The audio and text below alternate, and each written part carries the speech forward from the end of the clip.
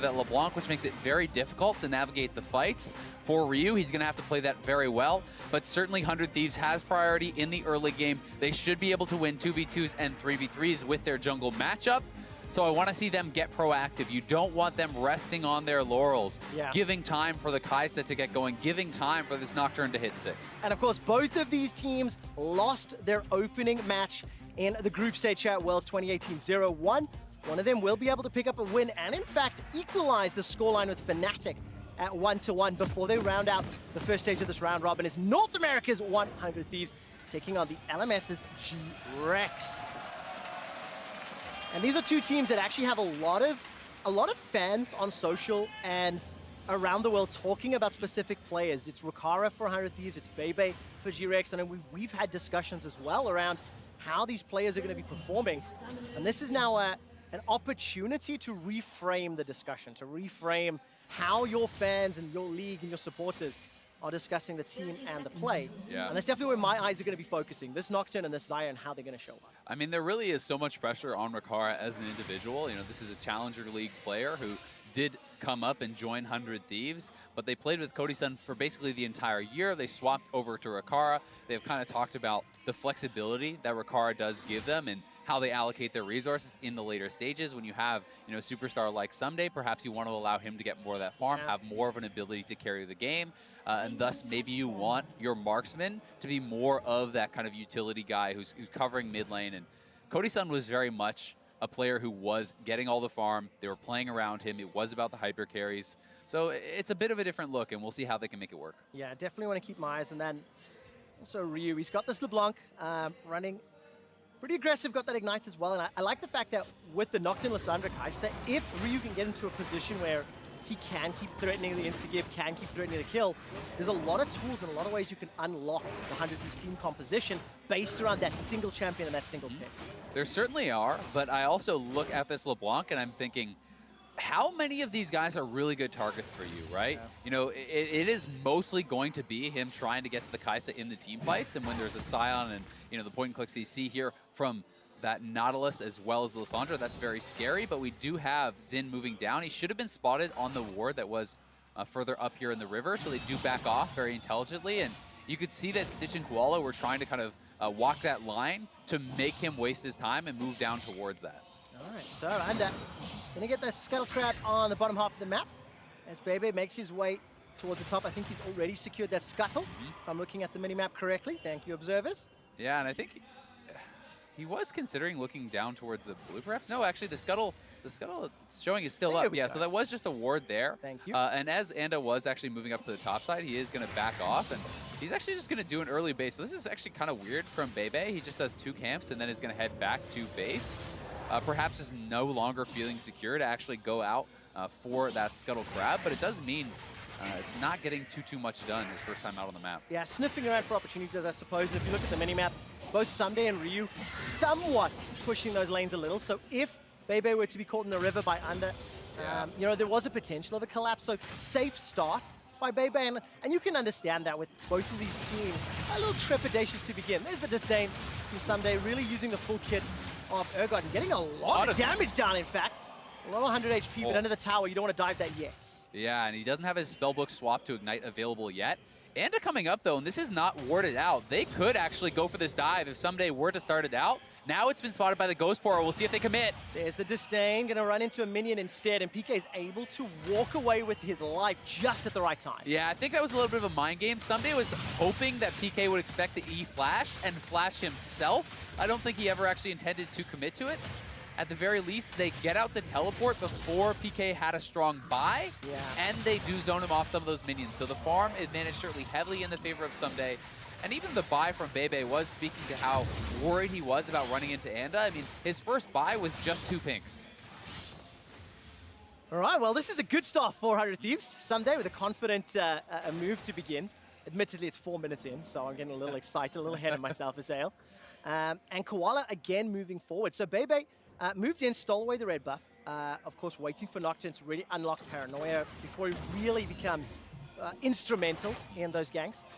And Yeah. GRX just pushing this bottom wave. Yeah, they are just pushing this up, and I mean, they're going to be pretty happy about how this is going, having the wave control on the bottom side. They felt comfortable to actually get these deep wards once they knew Xin was on the top side, so I think that was pretty smart. Take away the Raptor camp, drop a pink there. There's 2 of those vision wards as well down on that side of the map, and honestly, they do have to play fairly safe now, though, because you see this deep ward that has been placed by Aphromoo. There's no TP on Sion, and if they were to actually commit, then Someday can hit a TP flank, and this could get turned around on them. So really, for Stitch and Koala, they should not be doing anything other than pushing and then backing off.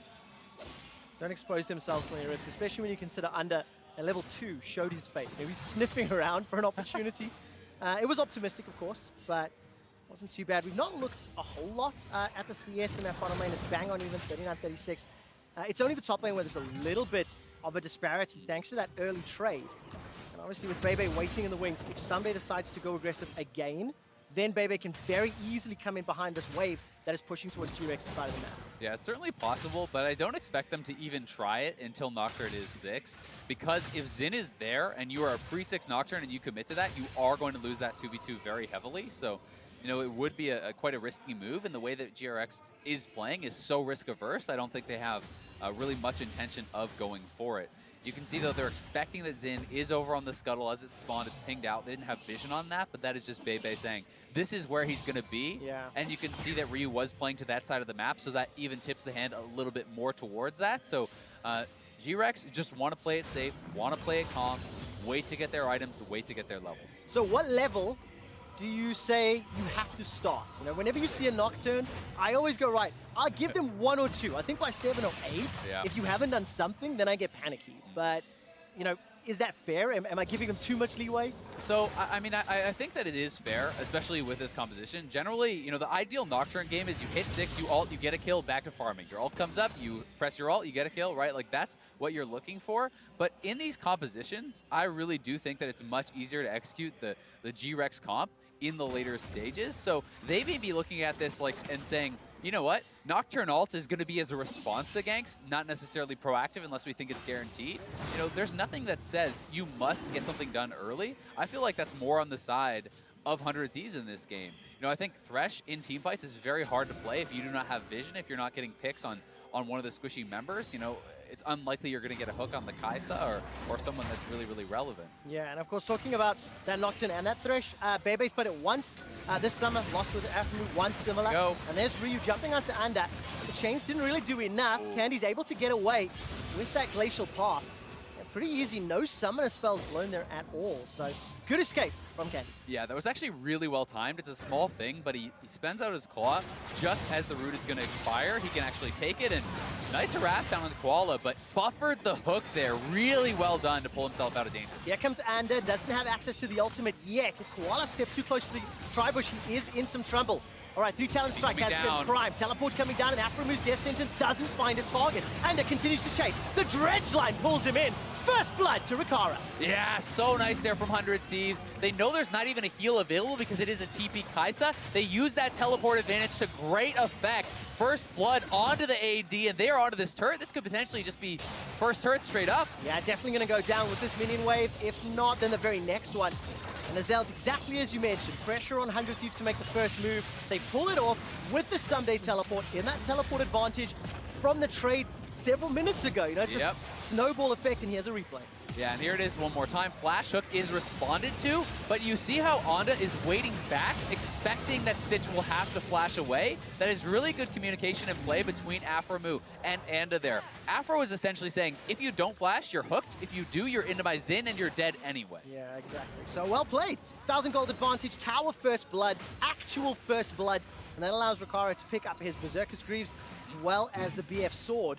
I'm taking a look at lane assignments for now. Rikara still, well, he was hinting towards bot lane, but traditionally when that tower falls, you consider swapping pretty early on. That looks to be the case. Yeah, I do think we'll see them probably head up towards top side. You know, LeBlanc is still sitting there. You can send your Urgot bottom. Sometimes the teams will try to do Rift Herald Ben swap, but it's so early in the game. I think you should just send Someday down to that bottom side for now. Yeah, of course. I really like that little drop down we saw. World's average for level 6 Nocturne around 710. Bebe got his 825. it's interesting when you look at the context of all the games, you see the impact of the different champions, and it's still a fairly small sample size, all things considered, especially we haven't seen a whole lot of Nocturne. Yeah, and it's not surprising to know he's behind the average just because of how you watched him play the game, right? Did 2 camps and then base, lost 2 pink wards. That is saying, I don't want to die to this sin. Yeah. I want to stay away from this sin.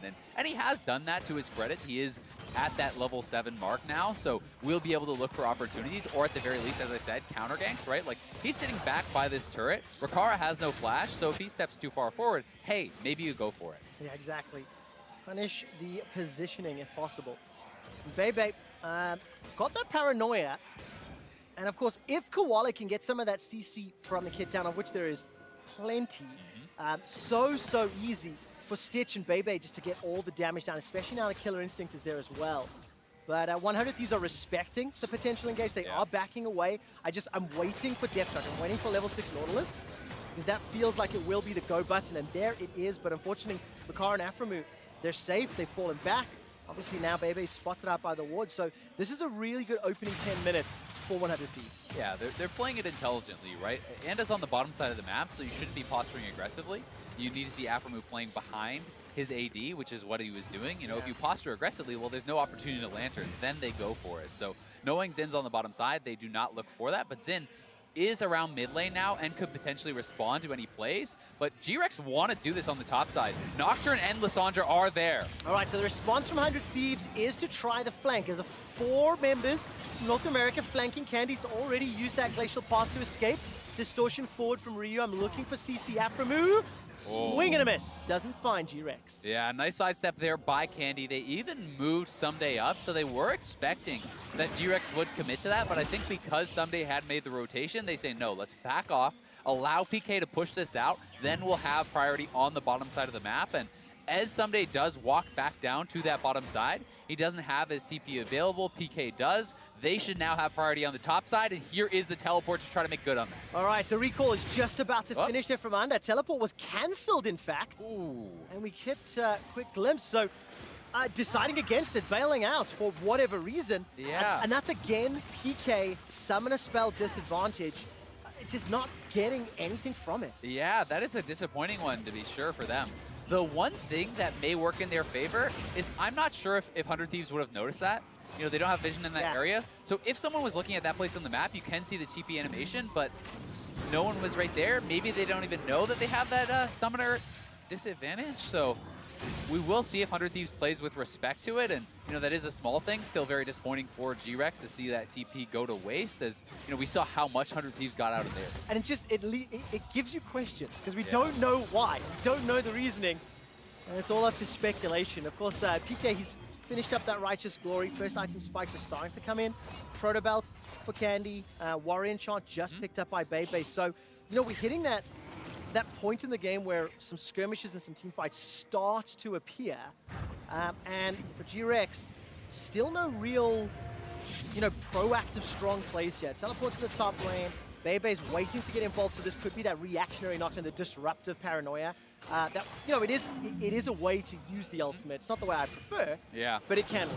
Yeah, and I mean, sometimes you pick something that's stronger in the early game to cover for something that's stronger in the late game, right? And in this case, hey, despite the fact that Kaisa actually died and lost first turret, he's up 20 CS, right? So Stitch is still doing fine. He's to the Stormrazor faster than Rikara is. So in that regard, they are probably pretty happy, and they may just feel we do not need to make those proactive plays. We can just wait, and Stitch will carry us through in the later stages. So we'll see if that's what they're going to look for. At the same time, 100 Thieves has played with respect to that Nocturne ult. When Zin is not there, they're not posturing aggressively, and they're not really giving a lot of opportunities over to GRX. Yeah, that's definitely a way to pull into this mid-game. Use some of the skirmishing power of the team composition to your advantage. I mean, 100 Thieves in a very comfortable position right now. They punish GRX where they can, and Stormrazor was just completed, so not too far behind the power spikes of GRX. And of course, just to remind everybody that in the group, whoever wins this game will be tied with Fnatic, right? They play one more game tomorrow before they close out the round robin, and then wait a couple days before... Looking for a play here on mid lane. Candy, once again, will get out clean. Ryu has missed a fair number of those ethereal chains needs to connect them to set up those kills. Yeah, you can see that they move Sunday up. Sunday has been trying to use his lane priority pretty well, and to his credit, he has been roaming around the map. He pushes the wave, and then he looks to try to make something happen, and you really do like to see that. Whether it pans out or not, it makes the GRX players play with more respect, and not going to take that hook, as it did land on the Nautilus. I was about to jump, Zale. I'm waiting to see if 100 Thieves felt the urge to engage, but they didn't, and a large number of members between 100 Thieves and GRX in the mid lane. Five mid. Rift Herald has been summoned. Remember, PK without teleport had to walk his way down. The boop connects onto the mid tower. There's enough minions to allow an engage. There goes the unstoppable onslaught. PK dashes forward, starts to back away. Afro move, forced to flash for his life, and vision is denied. Darkness by GRX. The fight gets split on multiple fronts, but nobody's down yet. PK finally gets Afro move. Candy running for life, but Stitch with a killer instinct. He gets himself the second for GRX. Under gets another in the top lane as PK gets turned to zombie mode. Under's running for his life, got no flash available, and the kill will be secured by Stitch.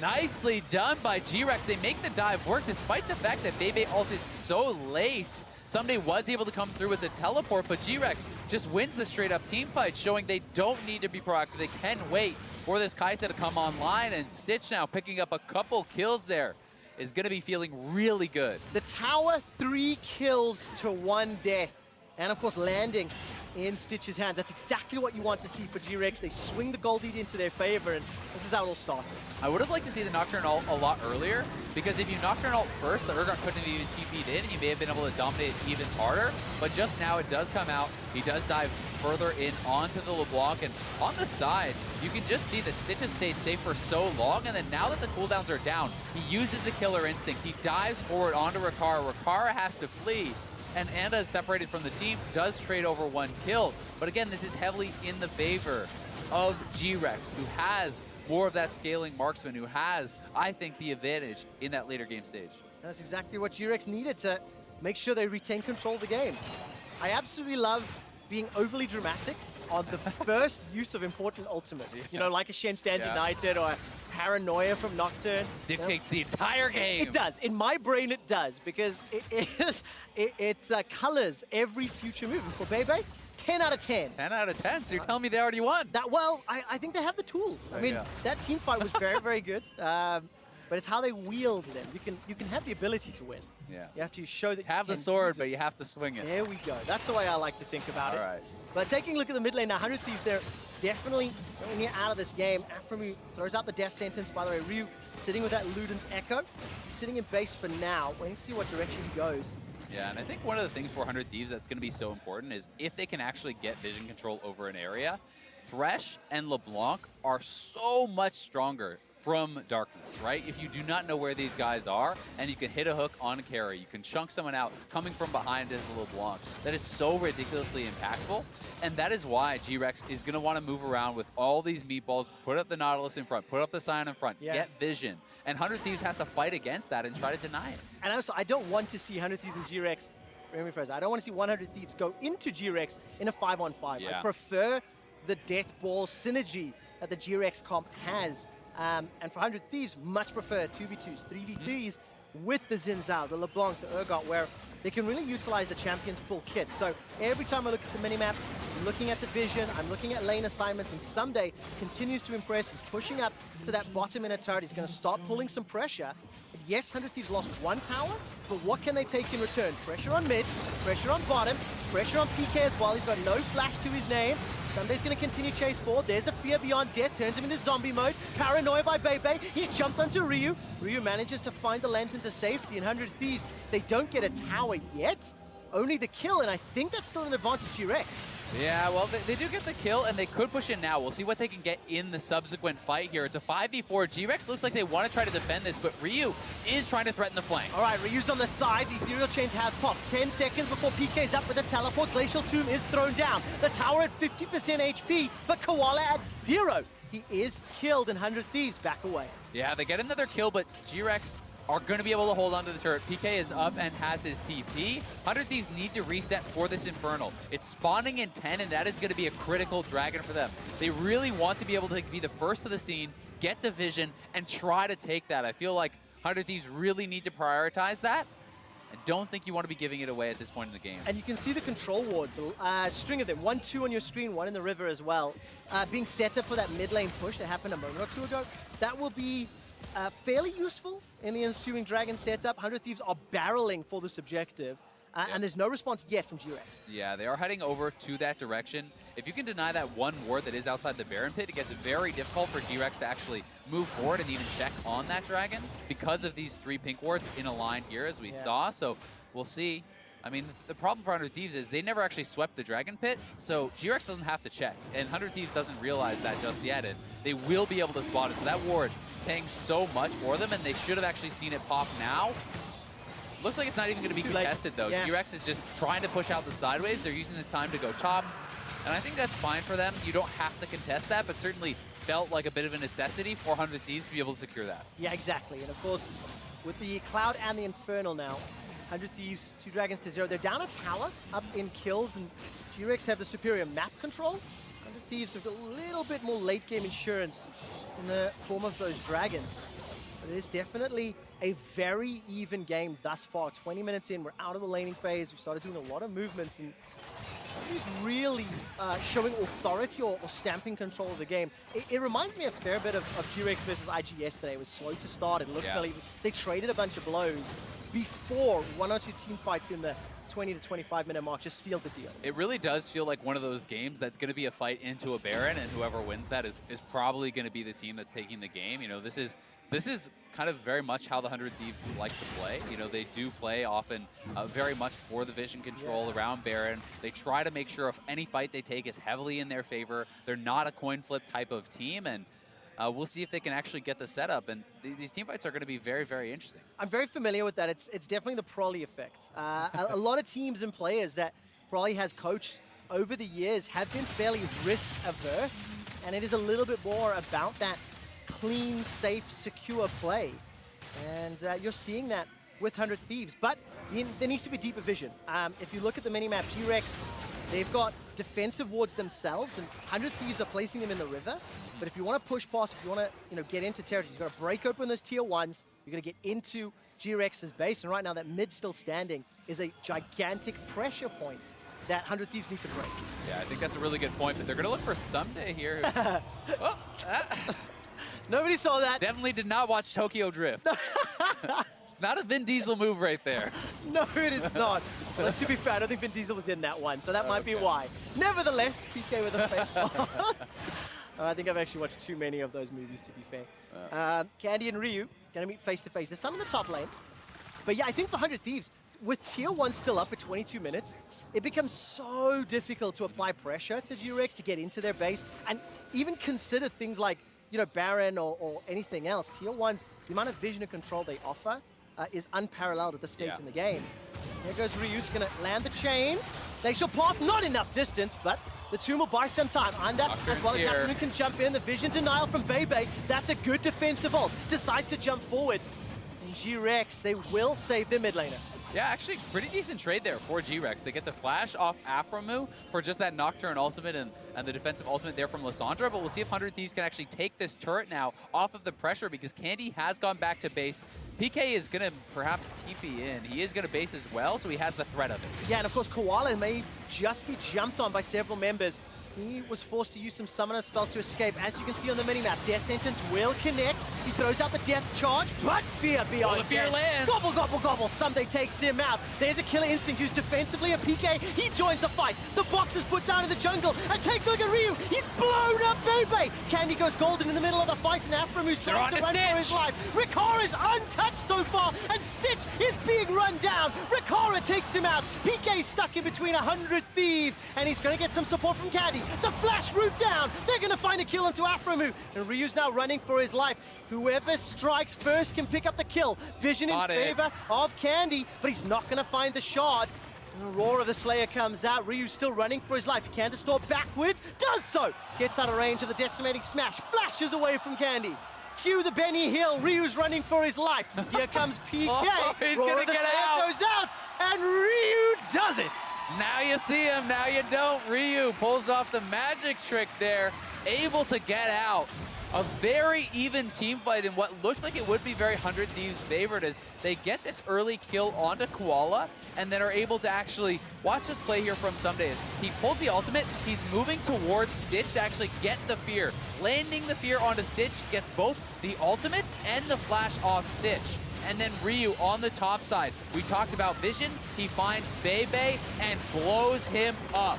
Then, seeing Stitch, knowing he has no flash, Rikara flashes on top of him with Anda, and they do commit a lot to take him out, but Rikara gets so low that he can't re-enter the fight. And the solo laners are still healthy here for GRX, which allows them to re-enter, to pick up another kill on Afromu, and Ryu does escape in the ensuing play, but very even one presented there by Acer Predator. I absolutely love the team fights this game. Every time we've seen a big 5-on-5, it splits up, it gets really involved on multiple fronts. But what I like is 100 Thieves team, they want to do that. The champions want to be split up, and that's why they've got the kill lead. They've got the dragons to their name. They secured the mid turret, which is one objective towards the Baron. And at 25 minutes, you have to think that's going to start rising in priority. Yeah, I mean, the fights are so interesting because there's all these extra kind of more complex abilities that you have to actually, be able to pull off. 400 Thieves to be able to win those fights. Ryu has to find those pockets where there's no vision and be able to zone out the Kai'Sa. You can't just walk forward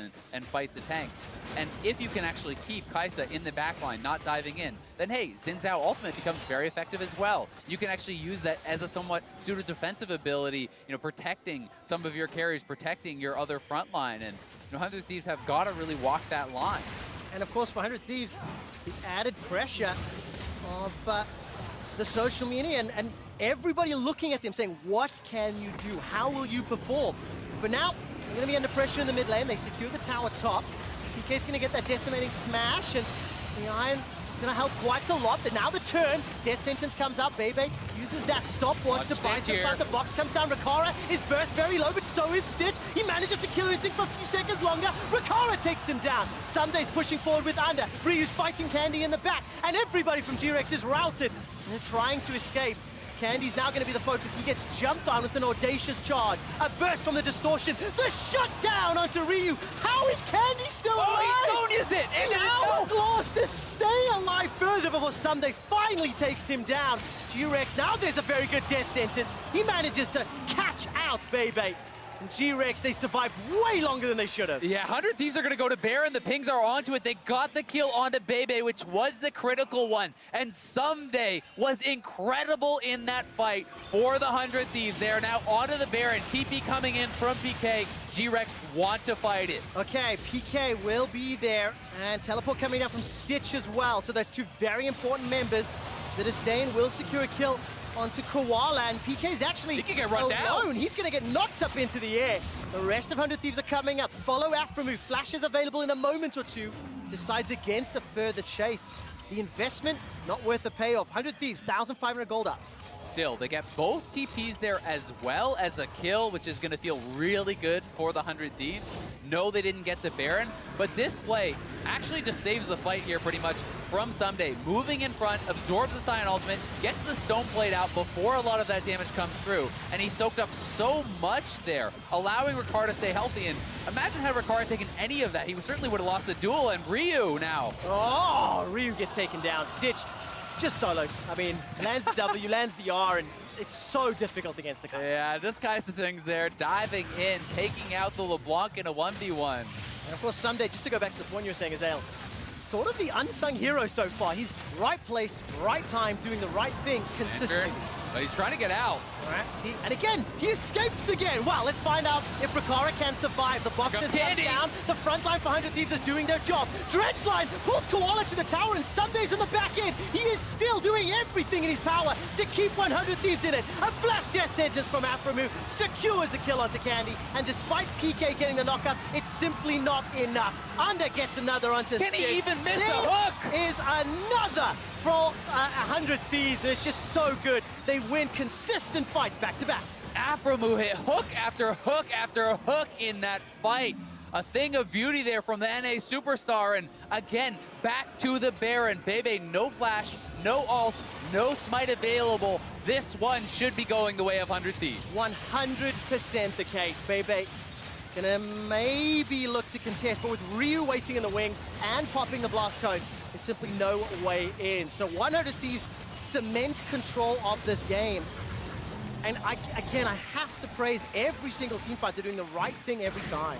Yeah, they really are. And this was actually the replay of the earlier kill. Ryu just gets straight up outplayed. He chose that fight and just got slammed by Stitch. So that's what prompts the further engage. But there is the stone plate again before really any damage is taken. He gets the lantern out to safety, and then we see that Candy coming in here. He gets hooked on his claw. He's not able to get on top of Rikara. Rikara has the ultimate out to root up Candy coming out of that. And Someday is 1v4ing in the back line, able to survive, buying so much time for the team there. Afromu hitting hook after hook after hook, and it secures them the fight and the Barrett. This is how you need to play Thresh on the international stage. 0-2. Support's too easy, dude. Well, I'll let you say that one respectfully. I suck at support.